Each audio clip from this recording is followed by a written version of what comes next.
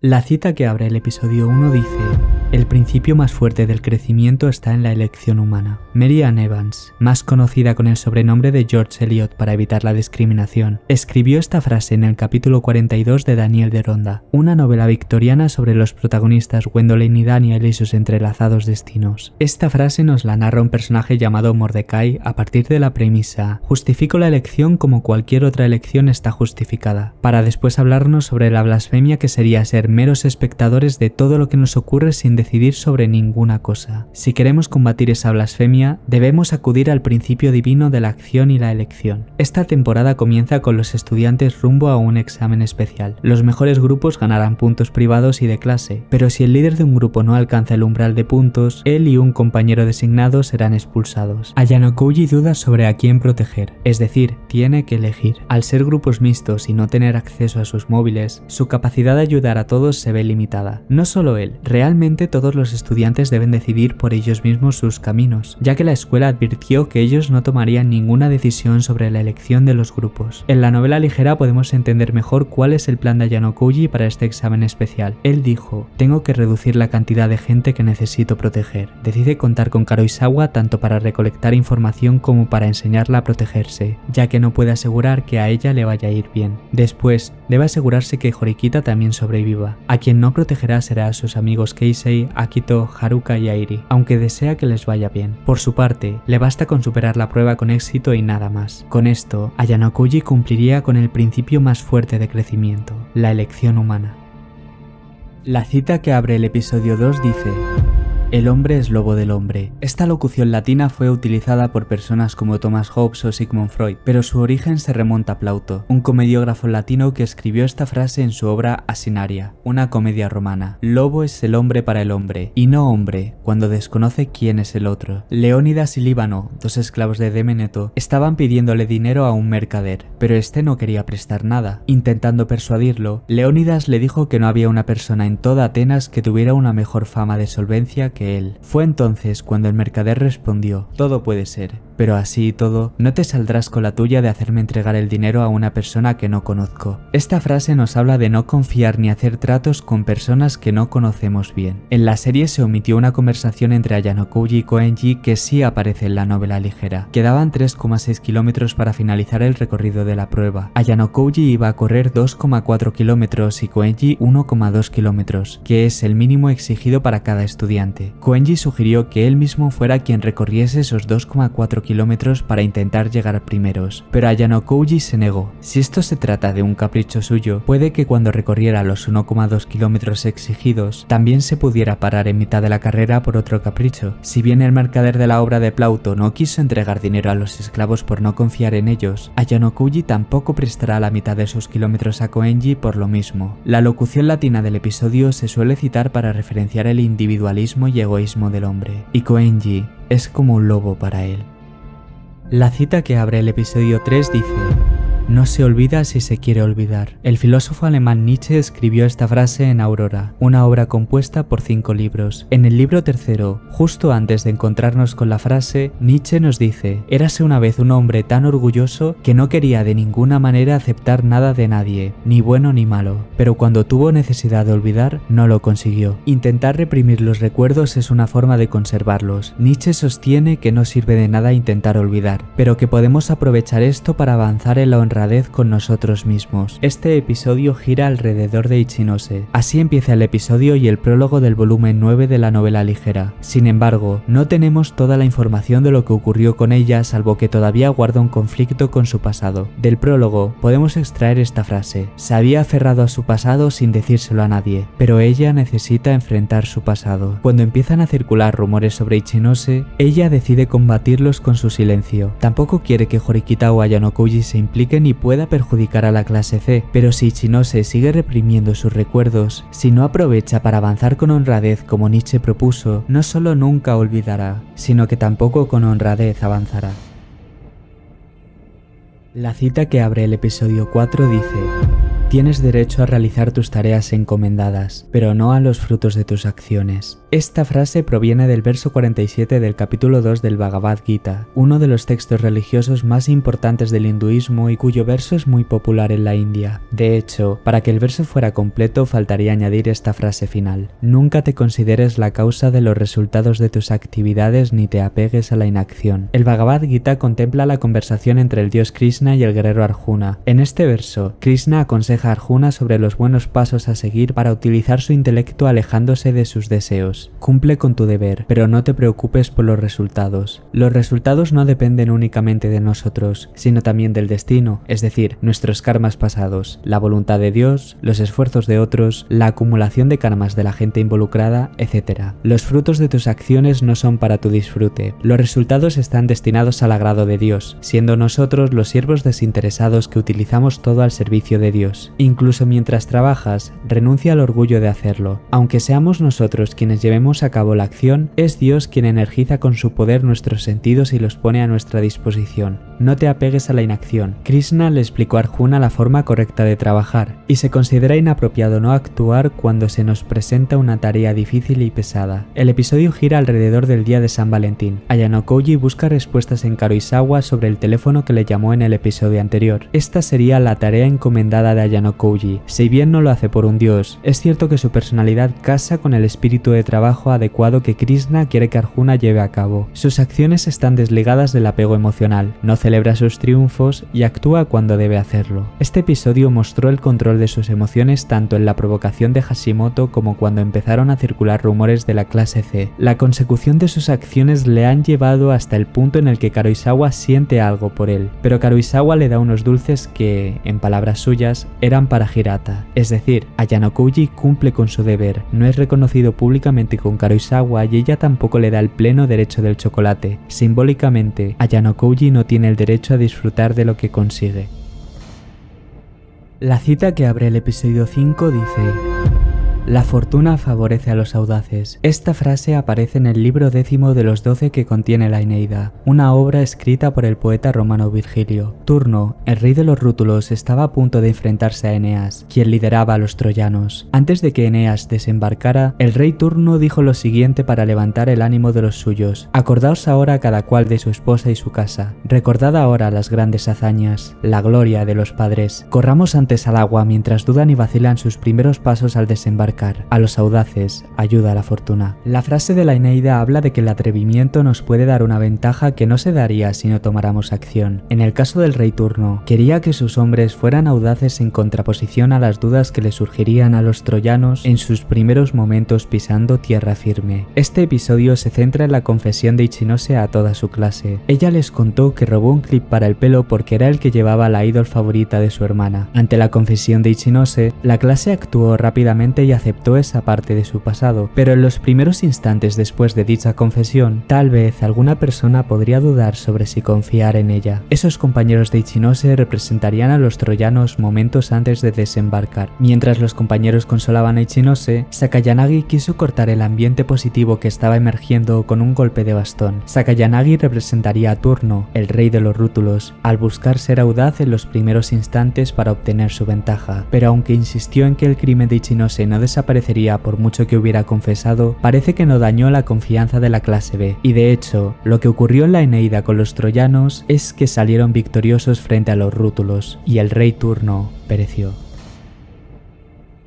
La cita que abre el episodio 6 dice: es mejor sufrir una injusticia que cometerla. Esta frase aparece en Tusculane Disputationes, escrito por Marco Tulio Cicerón, el célebre filósofo, político y orador romano. Encontramos esta frase en el quinto y último libro que compone la obra, aunque no aparecerá exactamente como pudimos ver al principio del episodio. En el libro se cuestiona, entre otras cosas, si estuvo bien que Lucio Cornelio Cina, un político y militar que ejerció de cónsul, mandase cortar la cabeza de varias personas solo porque podía hacerlo debido a su rango. Así como es más honrado recibir que causar la injuria, así considero muy preferible presentarse con frente serena ante la muerte cuando se acerca. Vivir una vida deshonrada no es algo preferible para Cicerón, persona que creía en la virtud como camino hacia la felicidad. Este episodio es la antesala de la encuesta de clase, un examen que tiene como objetivo dar un punto de protección al estudiante con el mayor número de votos de elogio y expulsar al estudiante con el mayor número de votos de crítica. Koenji tiene claro que es la mejor oportunidad para deshacerse de alguien innecesario. Los demás estudiantes prefieren que nadie salga expulsado, pero si solo pueden votar, tampoco podrían ser como Cicerón, ya que aunque prefieran recibir antes que cometer, Cicerón planteaba un escenario donde podías elegir una de las opciones, pero aquí no hay opción. Evitar la expulsión pagando 20 millones de puntos se consideraría una opción posterior, y solo si la clase pudiera llevarla a cabo. Ryoen es el más adecuado para analizar esta frase. En su conversación con Horikita señaló que no iba a hacer nada, y todo apunta a que puede ser el expulsado. Tras su fracaso como líder de su clase, tiene la oportunidad de aceptar, como dijo Cicerón, presentarse con frente serena ante la muerte. En otras palabras, Ryoen tiene la opción de aceptar su expulsión, pero es algo que dudo mucho. No sabemos qué hará realmente, al menos en este episodio. Pero ¿acaso Ryoen se parece mínimamente a Cicerón?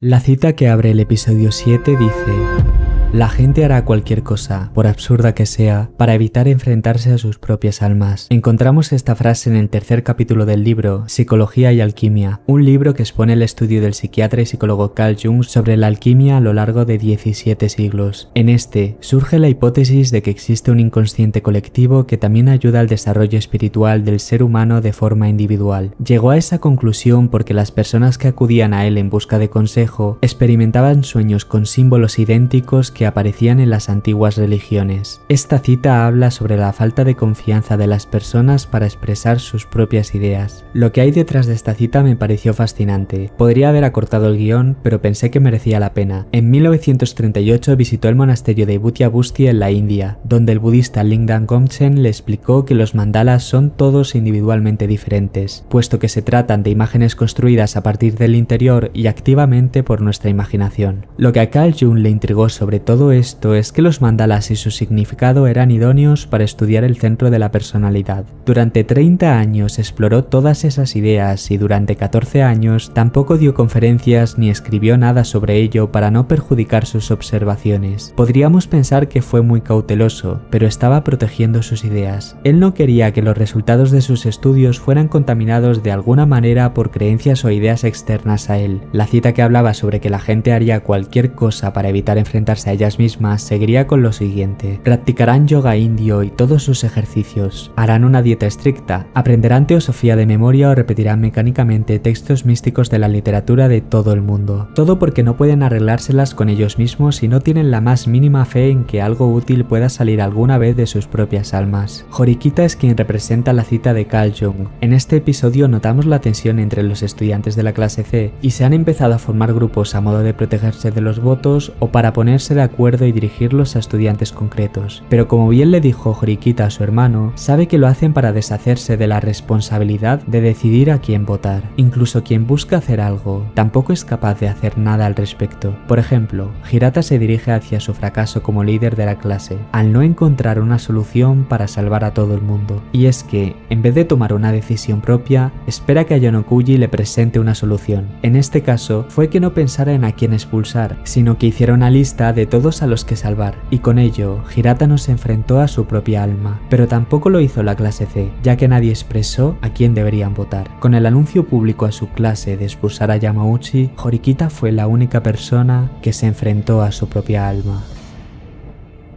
La cita que abre el episodio 8 dice: aquellos que no pueden recordar el pasado están condenados a repetirlo. Esta frase fue escrita por George Santayana, un filósofo y ensayista español que creció en Estados Unidos. La cita la encontramos en el capítulo 12 del primer volumen del libro The Life of Reason. Curiosamente, también es la frase que aparece en una de las tablas del campo de concentración de Auschwitz. Volviendo al libro, Santayana nos habla de que el progreso depende de la retención. Cuando somos niños, somos tan dispersos en lo que hacemos que actuamos al igual que lo harían los salvajes. salvajes. En el caso de la vejez, muchas cosas son olvidadas y no pueden retenerse en la memoria. Cuando estamos en una edad óptima para adaptarnos a las situaciones y somos abiertos a consejos y sugerencias, es cuando más progresamos. La frase parece una invitación a reflexionar sobre las experiencias pasadas para no repetir aquellas que nos fueron dañinas. No solo buscamos adaptarnos a los cambios, sino también avanzar a un futuro sin vergüenza. El episodio abarca lo ocurrido durante el examen de la encuesta. Esta vez hablaremos de Yamauchi. Durante los episodios anteriores vimos cómo trataba mal a sus compañeros, y más que un niño que actúa por impulso como decía Santayana, actuó con su clase como lo harían los salvajes. Si se comportó de ese modo y traicionó a sus compañeros por Sakayanagi, ¿quién asegura que no volvería a traicionarlos? ¿Acaso los salvajes reflexionan sobre sus actos para no repetirlos? En el primer episodio, Yamauchi tropezó con Sakayanagi y esta cayó al suelo. ¿Os acordáis? Tal vez Yamauchi no lo hizo porque no le dio mucha importancia, pero el no haber pensado en este suceso como un peligro hizo que no viera el acercamiento posterior de Sakayanagi como tal.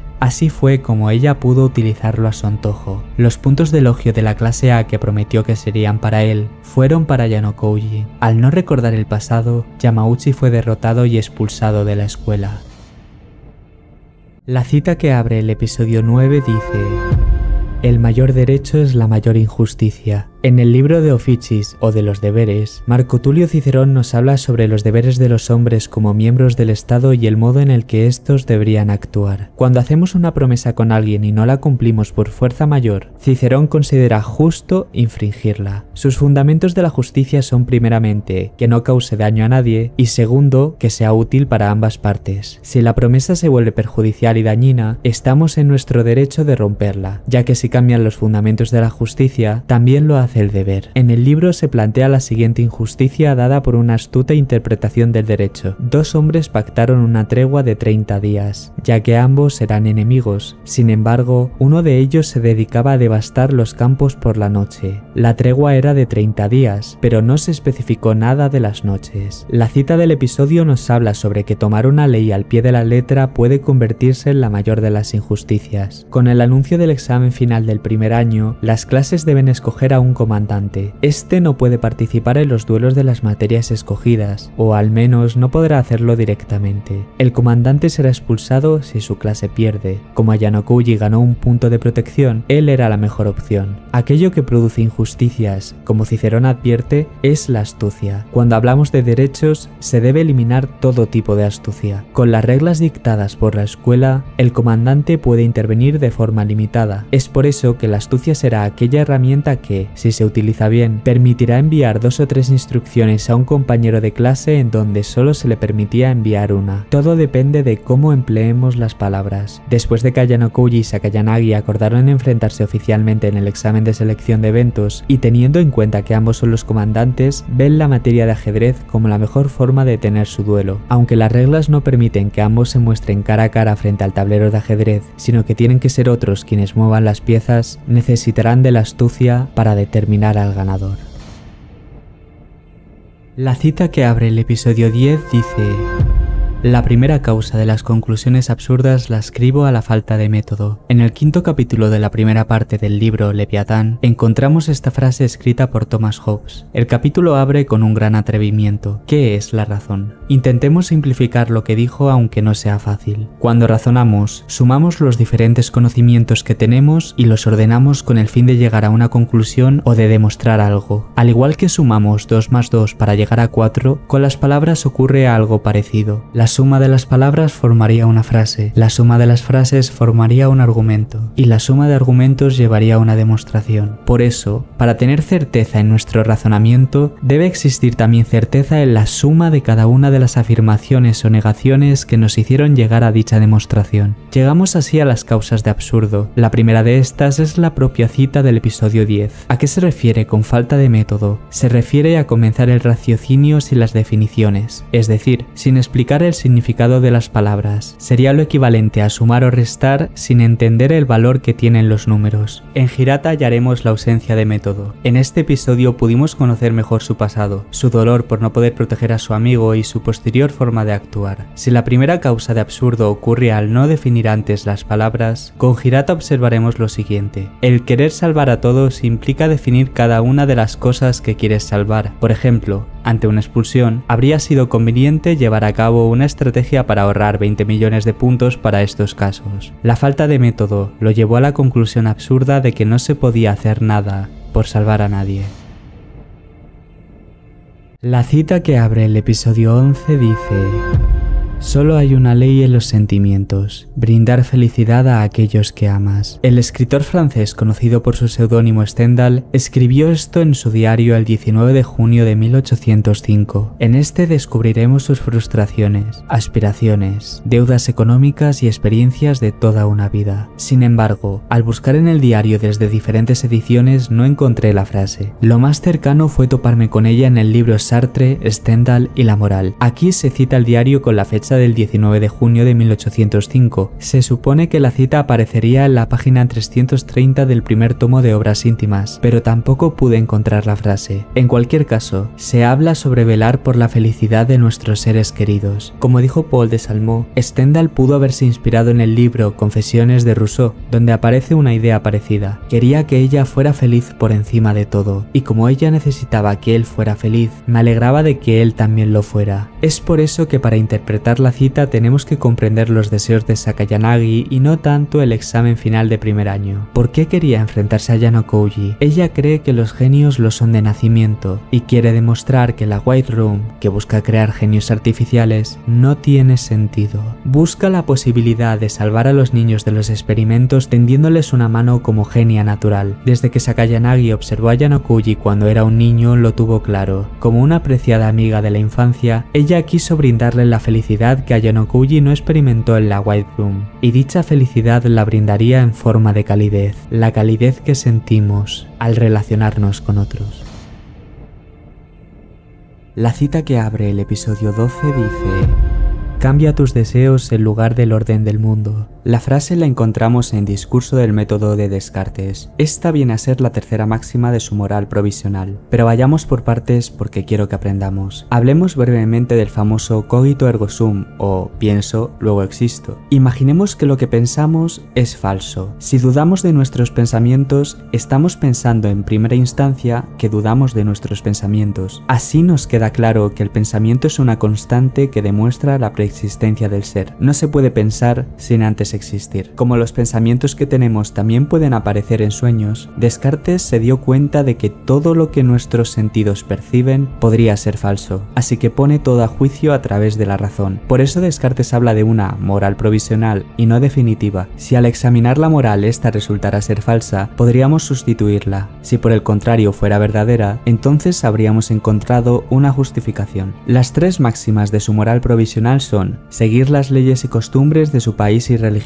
Como dudar de todo es muy peligroso, seguir las costumbres y leyes convierte esta primera máxima en una cuestión de prudencia. Mantenerse firme y constante en las acciones una vez sean tomadas. Incluso si no tenemos la seguridad de la acción que hemos emprendido, el mantenernos firmes evitará comernos más la cabeza. Vencerse a uno mismo antes que a la fortuna, venciendo el deseo antes que el orden del mundo. Esta frase que suena tan estoica nos habla de controlar nuestros pensamientos y mantenerlos en control, ya que hasta las personas poderosas, favorecidas por la naturaleza o con grandes fortunas, nunca dispondrán de todo cuanto quieren si no dominan sus pensamientos. El episodio muestra la ceremonia de graduación. Con esto finaliza un curso lleno de despedidas y crecimiento para las clases. La cita del episodio hace referencia a Horikita y la relación con su hermano. Aquí descubrimos que Manabu se alejó de ella por la fantasía que se formó sobre él. En los próximos 2 años, Suzune Horikita tiene la oportunidad de crecer con su clase y vencerse a sí misma sin intentar cambiar al mundo primero. La moral provisional de Descartes no sería examinada en el libro hasta llegar a partes posteriores. Lo mismo ocurre con Horikita. Ahora que se moverá de acuerdo a nuevas convicciones, tendrá que ponerlas a prueba en los futuros años. La cita que abre el episodio 13 dice: el amor es el mejor maestro. un abogado y escritor de la antigua Roma conocido como Plinio el Joven, escribió esta frase en una carta a Calpurnia Spula, la tía de la esposa de Plinio. En la carta muestra su respeto por haber educado a una persona que ahora se muestra digna de su familia y extraordinariamente inteligente. Mientras Plinio sigue comentando las buenas virtudes de su esposa, como que guarda copias de sus obras hasta aprenderlas de memoria, menciona que incluso ha puesto música a sus poemas para cantarlos acompañada de su cítara, un instrumento de cuerda hecho de madera. Y aunque ningún artista le enseñó a tocar el instrumento, el amor es el mejor de los maestros. La cita nos habla de que el aprendizaje, cuando se hace por amor, es más fácil de llevar a cabo. El último episodio de la temporada 3 abre varios frentes para el segundo año. La relación de la cita con el episodio la encontramos en Ayano Kouji y Karuizawa, pero hay que diferenciar una cosa. Cuando Plinio el Joven dijo esta frase, hablaba del amor de su esposa como el medio para aprender algo, no el fin. Ayano Kouji plantea su relación con Karuizawa desde un punto más utilitarista. Él puede crecer al aprender sobre el amor con ella, ya que es algo que no pudo experimentar en la White Room. Cuando hubiera leído este libro llamado Kei, ella habría cumplido su papel. Cuando Plinio hablaba del amor de su esposa por él, también lo escribía desde el amor que sentía por ella, pero Ayano Kouji no habló desde el amor porque no lo ha experimentado. La única incógnita que se genera con todo esto es, una vez aprendido lo que es el amor, si seguirá viendo a las personas como herramientas, o tal vez el futuro tiene algo diferente guardado para él.